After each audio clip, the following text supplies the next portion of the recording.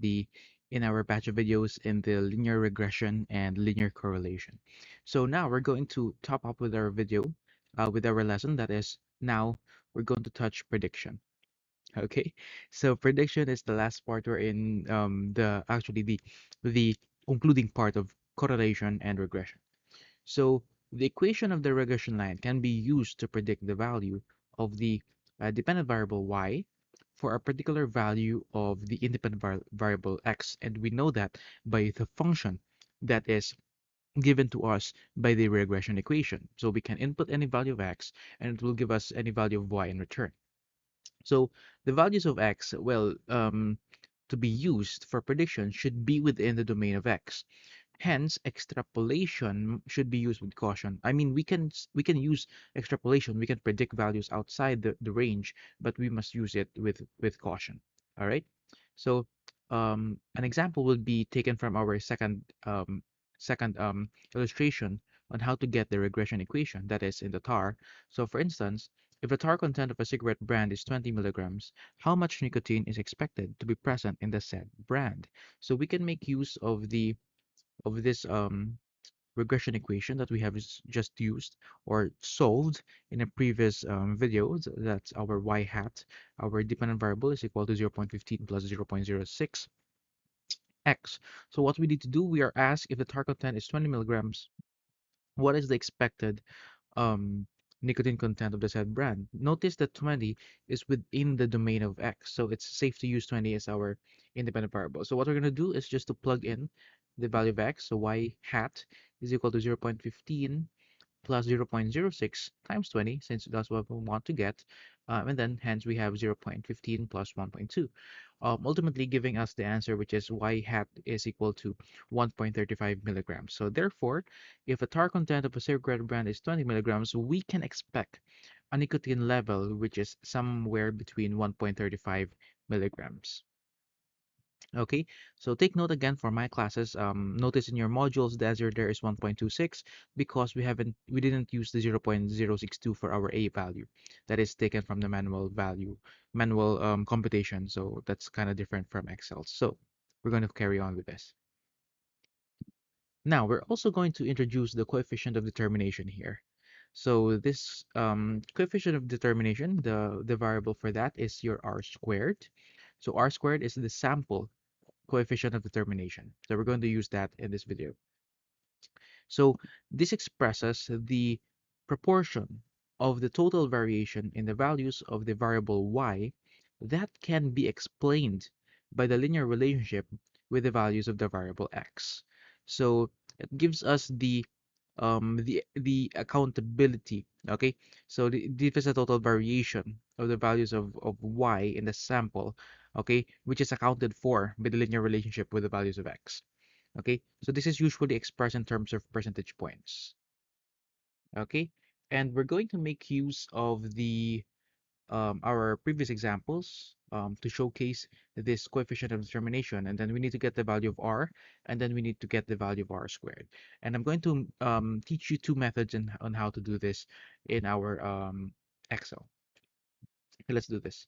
So this is example number one. If you can remember in our previous two videos, maybe you can watch this and watch those two videos so that you'll know how to get the regression line or the regression equation that best fit with those with these example. Then we're going to show example two also in a while. So let's start first with number one. How can we get let's do the proper method on how to get the regression line. So we'll need to get to the data tab, and we want to go to the data analysis. If you haven't got this yet, again, go to your analysis tools and make sure your analysis tool pack is installed. Okay, the add-ins is installed. So click OK. If you're using a Windows um PC, I think beside the home button, you'll find there a button which is named File. In that Files button, click on that File button, and then you'll see an option way down the bottom. Then when you click Options, click that one, and then you'll find an add-in. Click on add-ins and make sure that the analysis tool pack is added in. So data, it should look like this. Analysis tool pack. It should be checked there, and then click Enter, or click OK or open, then it will come up. If it doesn't come up, so you need to restart your Excel and then try and see if you have a data already, data analysis on your tabs. So we want to go there in data analysis. We want to click on this data analysis and we want to, oh, we want to choose regression actually. Where was that? Click on regression and we'll click OK with that. And then we'll be given this video or this window. So we have the input, we have the output options. For the input, what do we want Excel to to um, analyze using regression? So we want the input values of X to be these values. We're going to allow the labels on the first row because we're going to check on labels. Okay, that's for your X, and for your Y, we want to also allow the labels on the first row, so because we're going to check the labels. Leave the others blank, and we want the output options. Where do we want and what do we want to put? I will just uncheck all the others because that's not really important for now. What we want is just the normal regression, so I'll click on the output range. I just want to put it right here. Where do I want? Right here, and then I'll click OK. Okay, so it gives us a lot of information actually, but clearly this ANOVA and others are not, yeah, not that important for now. So I'm going to erase this so that you not get confused with everything shown there in this video. So I would want to delete this entirely. So let's just focus on this one. Okay, so we have here the multiple R and the R squared. I would want you to look at um the value of a multiple R, okay, or multiple R or R squared. So your R value is 0.99, okay, and your R squared value is 0.98. Okay, so those are the values of your R squared. Let me get back on you on this. This is kind of different to the R values. So anyways, that's one how you can find the R values for our this example. So let me get back to you. Somehow something's wrong with with these R values. Anyways, the other way to find this is that we're going to highlight all these values, click on the insert tab, and then click on this tab button on the XY scatter. Click on that and click this. Again, it will give us the scatter plot of this given example. Oops, sorry. So it will give us a scatter plot of this example. Let's make it bigger. And then we would want to right click on the one of the dots, add a trend line on there, and then we want the linear. Okay, again, we checked on the display equation on chart so that we can see the equation of this on chart.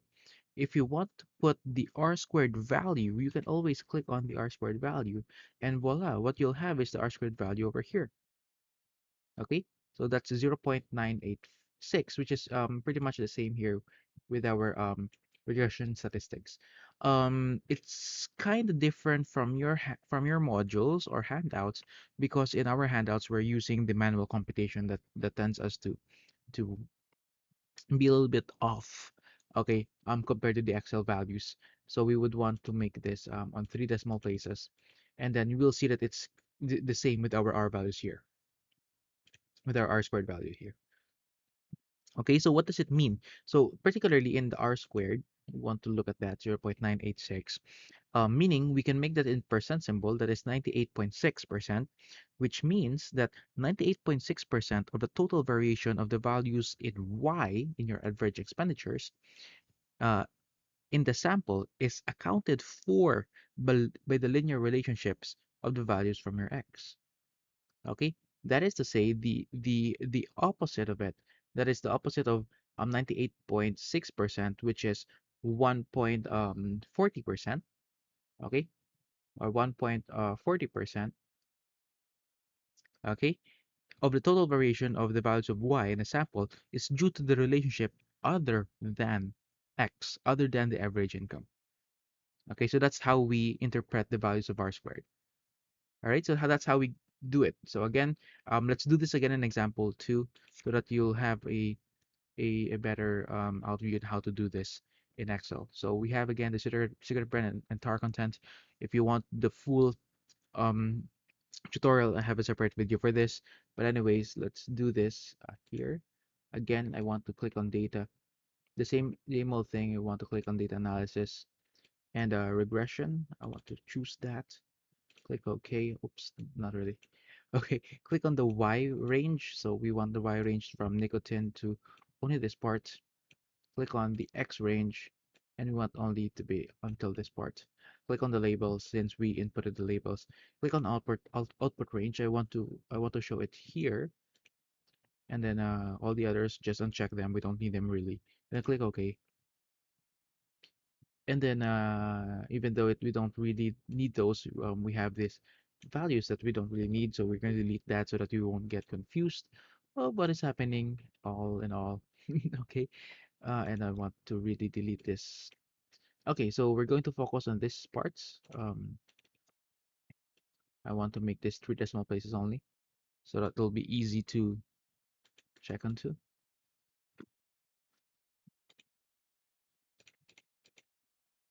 Okay, so what's the R values? That's 0.957, and the R squared value is 0.916. So which means that 91.6% of the variability in the nicotine content values is accounted for by its relationship with the tar content in a cigarette brand.